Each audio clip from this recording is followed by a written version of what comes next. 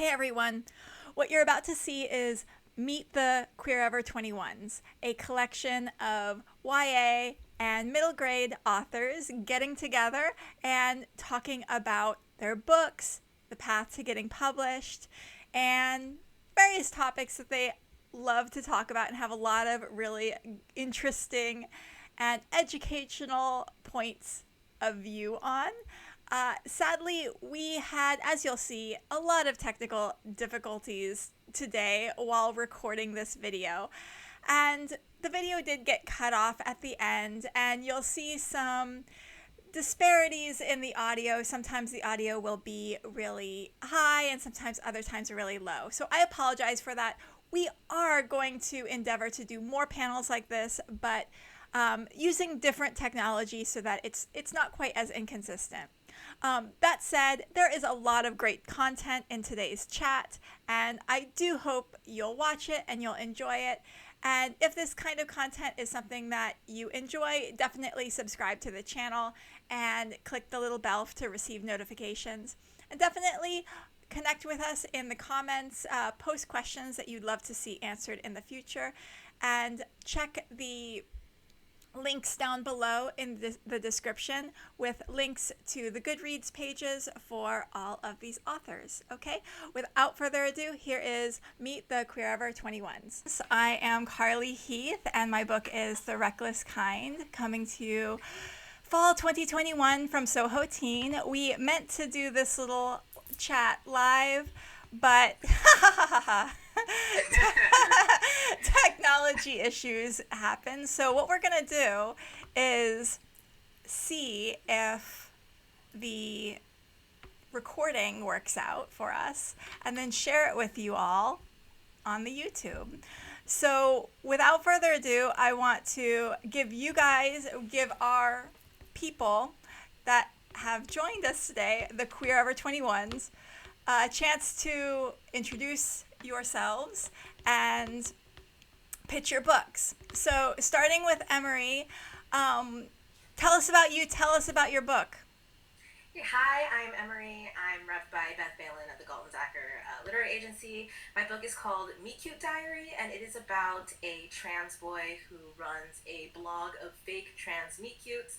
But when the blog is exposed as being fake by a troll, he has to fake date one of his fans in order to prove the blog's legitimacy. So it's basically just a cute little rom-com filled with a lot of different romance tropes, really bad humor, and a really aesthetic Colorado backdrop. Oh, awesome. I have a question for everyone about tropes. So I'm just going to ask you, since yours is filled with tropes. What's your favorite trope? Enemies to lovers or hate to love. Aww. Awesome. And so is yours a hate to love? There is a hate to love, yeah. It's actually not. It's a little bit subtle, but it is definitely there. Yay! I can't wait. Oh my god, yours sounds so cute. Okay, moving on to Jake. I don't see your name, so I'm like, I hope I get your guys' names right. Jake, tell us about yourself and pitch your book. Yeah, hi, I'm Jake Arlo. I use she, her pronouns. My book, Almost Flying, comes out with Dial next summer. And it's a queer middle grade first crush summer road trip story, amusement park road trip.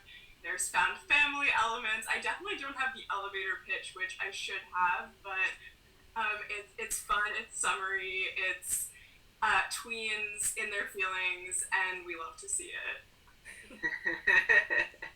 I love it. So since yours is about tweens, and we don't get very many tween books, what's your favorite thing about writing for tweens? I think just everything, and I think this is the same with YA as well, but everything is so important, just the biggest thing in the entire world. And I think especially with tweens, especially in middle school, there's a plot line in my book about kind of how the main character is really working through how her best friend kind of outgrew her. And I think just like the feeling that anyone who wrongs you has done you like mortal damage, or any shame you feel is like the biggest experience of shame and you're never going to recover, is just so fun to like be in that mindset and be back in middle school feeling those feelings. I love it. Ray is next. Ray, tell us about your book. Yes. So wow, just a little voice crack for you this morning. My debut is called Between Perfect and Real.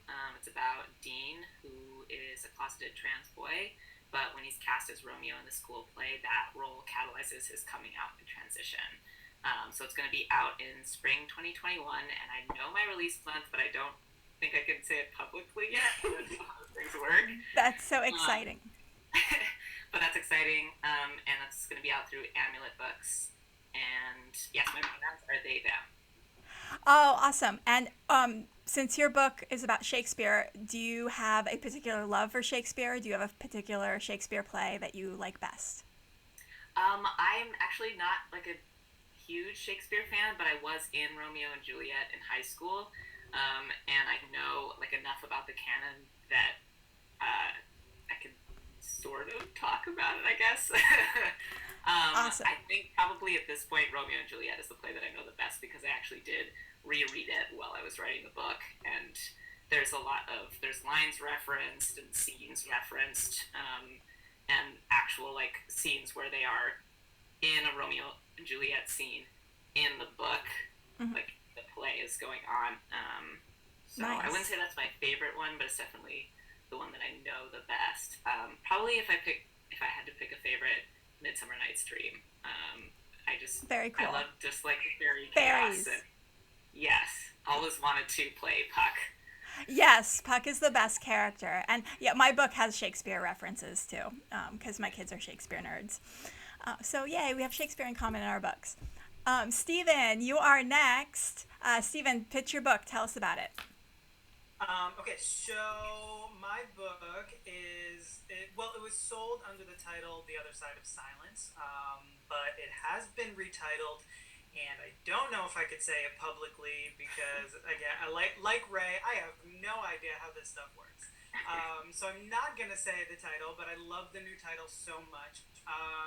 It is about a genderqueer teen named Carrie, and all they want is to be a diva like their hero Mariah Carey, and so they get up the courage to audition for their high school musical, and the school is putting on Wicked, and they get the role of Elphaba, and it becomes this whole big thing. There's this homophobic teacher, and Carrie gets kicked out of the musical.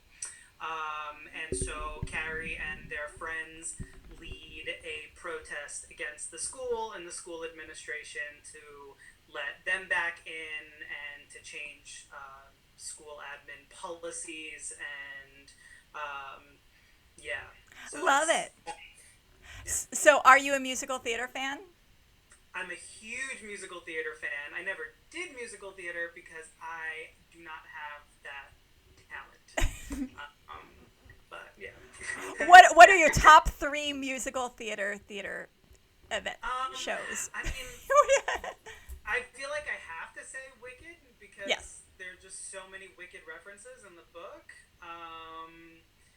Oh, you just put me on the spot. I know, we were just talking about this earlier.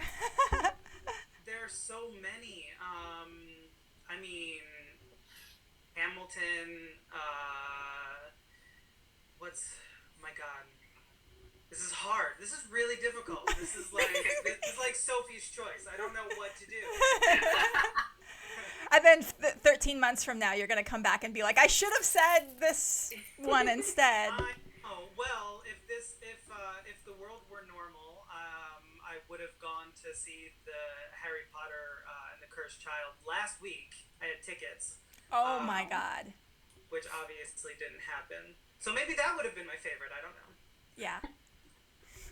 Thank you. I'm so sorry that you had to miss out on Harry Potter because of the plague. That's, yeah. Do you get a refund October. At least? Yeah. Or you get October. Okay. We're hoping for October. I don't know. Gosh. Okay. And Tirza, tell us about yourself and your book. Hi everyone. So I'm Tirza Price. My book is Pride and Premeditation. It will be out from Harper Teen March 9th of 2021. And it is a Regency era murder mystery retelling of Pride and Prejudice. So it's a lot of fun. It's feminist and it's anachronistic, and we basically just like keep all of the characters but completely throw out the plot and replace it with a mystery. So I had a lot of fun writing it. Yay! And what genre would you say it is? Is it like a mystery? It's a historical mystery. Okay. Yeah, Oh, so you're one of the historicals too. Yes. Oh, well, awesome. And what time period is it? So it's Regency era. Okay. So it's like roughly 1812, 1813. I don't think we actually name a year, but okay. It's around the time that Pride and Prejudice was actually published. Perfect. And what's your favorite thing about that era? Oh. That's so hard to say. I mean, I did a lot of really interesting research for the book. One thing that I do love about Jane Austen's work, which I think sometimes if people don't know Jane Austen super well, or if they've only seen like the 2005 Keira Knightley version, they think it's like very serious and passionate, but like a lot of the humor, and especially like the sly sort of the sly kind of humor that like goes over a lot of people's heads. I love that because it's like, you know, it's a very rigid society where everyone's supposed to be super polite, but like there are some pretty funny books. So I liked kind of playing around with that because, you know, you do have these horrible sometimes power structures, but yeah, characters have a lot of fun. Perfect. And I'm really looking forward to that one. And Wendy, you're next. Tell us about yourself and your book. Hey, can you hear me? I'm Wendy Hurd. Yes. And my young adult debut is called She's Too Pretty to Burn. It's a very loose Dorian Gray reimagining, but gender swapped. And it takes place in San Diego, and it's like an artsy YA thriller. Very cool. Writing a thriller, I can imagine, is really challenging because it's so... Well, you really have to make that page-turning thing happen. So what was your biggest challenge writing a thriller? So I have 2 adult thrillers out, so I've sort of been through the agony of it a couple times, but it is always really hard to, like, catch those beats exactly where they need to be to where you feel... like tension, you're running from something, but then you get a reprieve, and finding those reprieves sometimes can be harder than the tension. Because it's very easy to build stakes if it's life or death, you know, but it's very difficult to find the right moments of like reprieve from that, what they need to be in order to, you know, kind of give you energy to run again. Mm-hmm. Definitely. I'm really looking forward to that one. And here's a question for everyone. Oh, I should introduce myself in my book. I'm like... I just like hearing about everyone else's. I'm like a classic Libra rising. I'm like, let's just focus on everyone else for a little bit. But like I said in the beginning, my name's Carly Heath, and my book is The Reckless Kind, coming out from Soho Teen in fall 2021. And it's about a trio of queer teens in 1904 Scandinavia, in a rural Scandinavian village. And they all go off to live on their own, leave their families, and... eventually have to train a wild horse for a horse race. And there is a lot of representation as far as different disabilities that the characters experience. And there's a lot of commentary on the patriarchy and animal welfare and things of that nature. It's fun, it's comforting, and I hope that it's something that I think is going to resonate with a lot of teens who want to overcome and subvert some power structures in society. So that's my pitch. But I want to turn it over to you guys, and I'd love to hear from you all. What was a big misconception that you might have had about publishing prior to being published or getting your first book deal? Did you have like a rosier picture of it prior to getting your book deal? Then after you got it, you're like, oh wow, this is a little bit different than I thought it was gonna be. I can speak to that. Yes. I'm happy to be the first person to throw themselves into the shark pit. So I feel like I had a less rosy picture, and now my picture is more rosy, weirdly. Yeah. So before I got a deal and before I even had an agent, my big misconception was that there was no place for trans authors or trans books in YA in middle grade. Like, my conception of that genre was still very much in the like early to mid 2000s of like zero representation and zero like own voices books. And so I was really pleasantly surprised. Obviously, we still have a really long way to go, but I was pleasantly surprised when I finally got on Twitter and immediately found DV Pit, and I was like, oh, actually, like, there is starting to be an opening for those stories. And here we are. Yay! Yay! So glad to see that things are changing. And I think that, yeah, I think the new generation of teens is really awesome. And I think when publishing figures out that we need to start, we need to start making content that they appreciate, I think we're going to see a lot more diversity. Anyone else have any misconceptions about publishing prior to getting their book deal that maybe they might have changed their thoughts? I kind of like agree with Ray on that. Like, I feel like for me, I did feel like I had like a less rosy picture before, getting my book deal, because I do have a lot of friends who debuted before me, and I know that for them it was really an uphill battle just getting like that recognition for their stories, especially because they don't write issue books, and so they found that like when they were trying to sell their books, that people only wanted books that were about like the struggle of being queer, the struggle of being people of color. So I came into this whole thing thinking, that I didn't stand a whole lot of a chance with a book that didn't have any like struggle, really. Like, there's not really a whole lot of queer struggle in my book, and I actually was worried that that was going to be an issue, and that my editors, that any editor might actually ask me to like emphasize the queer struggle in order to sell the book. But they were actually all like really cool with it, and like it's like kind of like he's coincidentally like a person of color, and like none of that was really an issue. So I feel like that was something I wasn't expecting to be, I guess, as smooth, and like I wasn't expecting publishing to be as supportive as it was. So that was kind of like a nice surprise for me.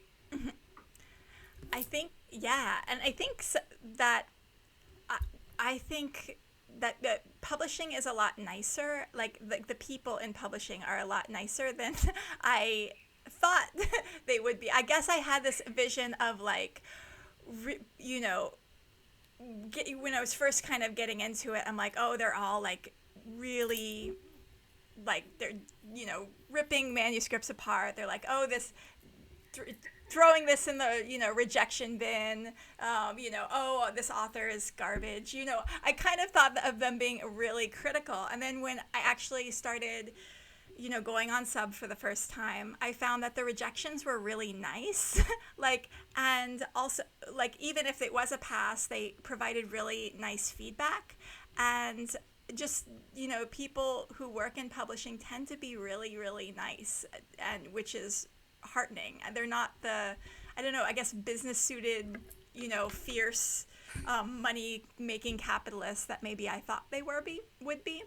That said, one thing that kind of like surprised me is I always imagined, okay, as soon as you get your book deal, everything would be really, really busy and lots happening. And even though I was warned by friends who had gotten book deals that there would be a lot of just waiting and silence for a long time, I was like, oh, wow, yeah, they were right. So there's like, after you get your book deal, there's like a whole lot of nothing that goes on for a really long time. And you just kind of like sitting around and waiting, which is different from when you first get your agent. Because like as soon as at least for me, as soon as I got my agent, it was like, okay, let's revise this. Here's the notes, here's the revisions, and then, here's your list that we're going to go out on sub with. So a lot was happening, and then, a book deal happens, and you're like, yay, and then you hear nothing for a long time. Was that your guys' experience? Hello. Yeah, and like it kind of spirals your anxiety because you don't hear anything for so long, and you're thinking, oh, they changed their mind.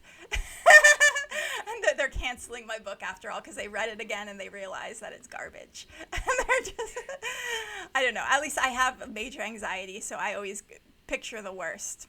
But let's, yes. I want to hear about the day that you got your offer, the day that you knew your book was going to be published. What happened? Tell us about. And anyone want to jump in? I guess I'll go first. Okay. I don't know. So I was actually in Trader Joe's, and my agent called me, and I was like, "What's she calling me for?" I was like, because I mean, so I had been through it with a different agent. I'd been on sub with a different book, and I was also on sub with the book that my new agent sold for me. It had gone under a bunch of revisions once I got my now agent, but my agent had taken it out on sub like a week prior, so I was like, it's gonna be a long time. I've been through this way too many times, where I got excited and nothing happened, and I'm in Trader Joe's, I'm doing my shopping, I just left work, and my agent calls me and she's like, "So we have 3 editors interested." And Oh my God. I'm pretty sure I screamed at Trader Joe's, and like I was jumping like really high, and people were looking at me like I don't know what they thought I was doing, but I had to like go hide in the nuts and the granola. Like I was freaking out, and it felt like a blur. It felt really strange for all of that to happen. I wasn't expecting it. Very strange. Wow, so you got the phone call. Mine was an email. But I want to hear from everyone else. Did anyone else have a phone call? Yeah. Oh, Tirza, tell us about the phone call. So I had been on submission with 2 other projects before my debut sold. And each time I would get like a very sad end of the month email of like, this is everybody who's passed, and here's all their rejections. And you're right that rejections are so nice, but like it's also really sad to get an email of like 8 rejections in a row. So with this project, I knew that it had gone to an acquisitions meeting, so I was already like very on edge and very, very hopeful. And I was working at the time as a librarian, and I had gone into work, and that day was there was like a horrible storm, so like half our city had lost power. And the library didn't have, like, they had power through half the building. So we were closed to patrons, but I still had to go to work. And so I went into work, and I was putting my stuff away, and I was thinking, how am I going to last another, 8 hours without checking my phone? And I looked down, and I had a missed call from my agent. And I just, I looked around, and I said, there are no patrons here. I have to go take this phone call. So I went into the bathroom, which didn't have power. So I was, in this dark room because I wanted to be alone if it was bad news. And I called her back, and she gave me the good news. So it was happy news, and it was a very good thing the library was closed that day because I was useless at work all day long. Oh my gosh, that's so exciting. Emery, what was your story? So my story was a little weird. I knew I was getting the offer before I got the offer, because I basically got an email from my agent a couple weeks before I even got the offer, basically saying that we had subbed to 4 different editors at HarperCollins, and all of them wanted it. So I actually had to pick which editor I wanted to receive an offer from. So I ended up having to do all the call and all that kind of stuff before getting an offer. Wow. But the day that I actually got the offer was actually really funny because I was waiting all day for the offer. And so the offer comes in, and I'm like, oh cool, this is the offer, this is so exciting. And then I got an email an hour later from one of my favorite authors saying that she wanted to buy fan art that I had done for her book. So I was literally like, oh cool, I'm getting punked. So I had to ask a friend, can you find out if this is real? And so she was doing some digging. She's like, no, this is real, that's legit. And so I lost I was like, oh my god, like I can't function right now because that's like two outrageously good things in one day. So that was that was a lot. Oh wow. I love that. Yeah, you guys, a lot of you guys have like multiple offers. Living the dream. Jake, what was your story? Yeah, I also got a call, and I was also at work, and I was also useless for that day and a few other days during that, physically ill, but in a good way, Yeah. if that makes sense. And so the day that I got a call from my agent, he had been calling me just to check in, kind of a few times throughout the process when there was something that I needed to answer more immediately than like an email at the end of the workday. So I got a call and I was like, oh, my heart dropped, of course, because I continued to feel physically ill, but I was like, oh, I don't know what's going to happen.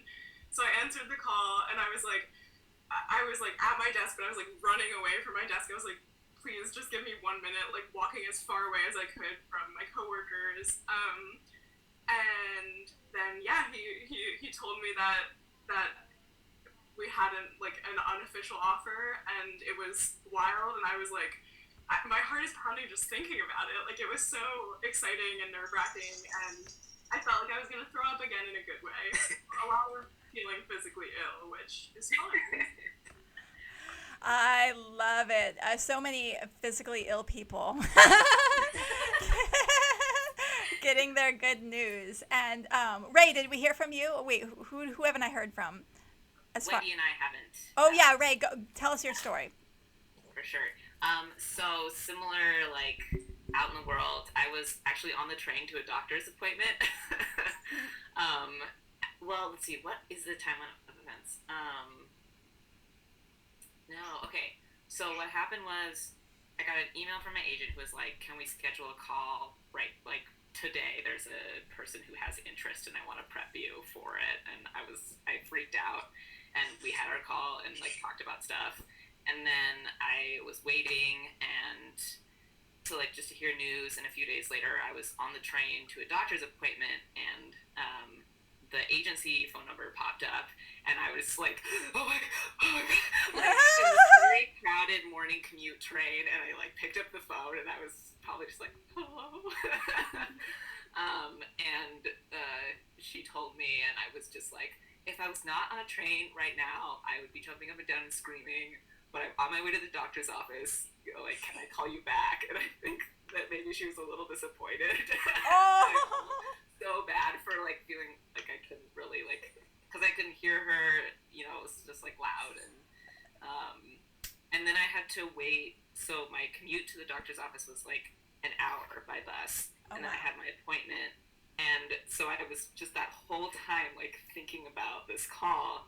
And after my doctor's appointment, I just came out into the lobby, sat down, and like called my agent and talked to her for like 30 minutes about this offer, because I was like, I was not going to wait another second. Yeah. Oh, Yeah. wow. There's like this theme of people having delays, to have to delay like their screaming, except for Steven. Steven jumped up and down in the Trader Joe's. Wendy, I'd love to hear your story. It's funny because both of the times my agent has called me with book deals have been at work, and so I've had to be like really quiet and contained. So I've given her, like you said, Ray, really disappointing responses because I'm just like, that's great, thank you so much, I'm really excited. He's like, Wendy, this is a big deal. I'm like, yes, I know. I'm 4 feet from another person. I'm not supposed to be on my cell phone right now. So it's always like that. But yeah, it was a surprise. I didn't know that I would ever get. I read it adult, so I was like, I'm not sure if I'm gonna do a good job in YA. I don't think I can do this. So it's always nice to just be like, oh, they're gonna let me do it. Yeah. Mm-hmm. Yay. So exciting. I mean, I had been, my whole story is like really long, but I had been this was my second agent. My first agent was unsuccessful in selling my manuscript, and then decided to leave the business and leave the publishing industry and pursue other things. And so I had when I got my second agent, it was with the same book that had been on sub with my first agent. So I was really used to rejections at that point, and uh, so I was kind of expecting the worst. But the week before my offer, my agent let me know that things seemed promising with this publisher, and that the editor liked it and needed to get approval from the publisher, like final approval from the publisher. And so I was like, okay. And I've been like through acquisitions before, so I've been like, okay. So, expecting the worst. But it was the equinox. And so I did a little witchcraft thing during the equinox, a little ritual, and hoping to kind of manifest the positive book deal thing. And I also had been pulling tarot cards in the week leading up to it, and I kept on getting the Three of Pentacles over and over and over again. And for those of you who know tarot, Three of Pentacles is contracts and negotiations and people coming together. And also three is like me, my editor, and my agent. Like that's how I kind of saw it. And interestingly, when I first went on sub, I pulled tarot cards for all the editors who got the manuscript, and also just like, will I get a book deal? Tarot cards. And so the card I pulled for the editor who ultimately acquired the book was the High Priestess, which is like a very, very, very like powerful card. And so he got the most powerful card. So I'm like, I wonder if that editor is going to be the one. And so, yeah, sure enough, the High Priestess was the one who got the book and understood what I was doing. And he's also just really a nice, awesome person who I enjoyed working with, and it was fun. But yeah, I got an email, so no screaming, but it was like the offer got forwarded to me, and then my agent was like, hey, can we hop on the phone and talk about this? And so I picked up the phone, and the first thing was like, I was like, yes, I'm excited, I accept, or something like that, I want to hear from you guys. Are you guys plotters or pantsers? When you write, plotters, pantsers? Wait, who? I'm a firm plotter. Oh, go ahead. Wendy's a firm plotter. That makes sense. I fly by the seat of my pants every single time. Steven's a pantser. Anyone else? Plot or die. Absolutely plotter. Plot forever. So show of hands. It looks like half of us are plotters, half of us are pantsers. So there's the plotters, two plotters. 3 plotters, 4 plotters, and I'm kind of a plantser. I'm kind of in between a little bit, like, because I kind of write out what's going to happen in the book, but if the characters decide to go another direction, I let them. I usually. Oh, sorry. I was gonna say I just drafted a book and I didn't even know the characters' names until they came up in context. Yeah. All of a sudden, there's this character here. I have to give them a name. Yeah, like this. Okay, let's get to the Twitter questions. What's a trope that you always have in your book? I feel like I really struggle with trope conversations because I feel like I can never think of what a trope is or what tropes there are. And I can only think of romance tropes, and I don't really write romance.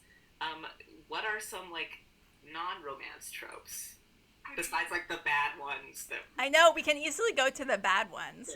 I'm never going to have that one. I'm not sure if it's a trope. Maybe it is, but I feel like I always have, like, found family in mind, definitely, which is, like, a non-romance, definitely very queer trope to have, I feel like. Yeah, mine as well. Found family. Like, our real families are shitty, but we're going to make our own family from friends. That sort of thing for me. Also, animal friends. All my books have animal friends. Anyone have animal friends? That's cute. I love animal friends. I've definitely deadbeat dad. I have lots of deadbeat dads. Yeah. In my stories. Yeah. Yeah. is having like one token white person I considered like a it. trope, because I think I have that in every Trope now. I like it. Can they be like a super cliche too? And can they be like as one dimensional as possible? Yeah, I like that trope. Emery was talking about. Oh, go ahead. No, you first. I was gonna say Emery was talking about enemies to lovers, and that is a favorite trope of mine. And I'm not sure if I can work it into every book I write, but it's definitely in my debut because we've got Lizzie and Darcy, and I've got another fun like enemies to lovers idea that I'm sort of simmering on right now. Plus, some of my favorite books and romances just have enemies to lovers, so I'm a big fan. I love reading enemies to lovers. Love. And the reverse. Yes. Love it. Sorry, what is the reverse? Oh, lovers to enemies. Oh, I am unfamiliar. Oh yes, I'm working on a little lovers to enemies something right now. So that is fantastic. It's quite nice. You know, love, just break a heart. Similar on the found family train, I think both of the YA books, both my debut and the book that I hope will be book 2, have really strong queer friendships in them. Dean and Ronnie are really tight in between Perfect and Real, and then in book 2, the main character also has her best friend, and I just love writing like platonic relationships that are very supportive and caring, because I feel like we often prioritize romance over friendships, and friendships are just as important and formative in teens' lives. Definitely. Yeah, especially for queer teens. We find each other somehow. Yeah. Sadly, at this point, there was an encoding problem with the video recording, and the rest of the video didn't get recorded. But we are definitely going to endeavor to continue and finish this conversation, because we had a lot of really interesting things to talk about, and we really want to share that with you. To make sure, though, that we have a lot of content that's interesting to you, definitely post in the comments down below any questions that you would love answered by this group of authors. And definitely check out the links below for the Goodreads pages for these authors and their amazing books. And connect with us on Twitter, and also subscribe to this channel and hit the little bell so you can receive notifications, okay? Thank you so much for joining us, and have a good rest of your day.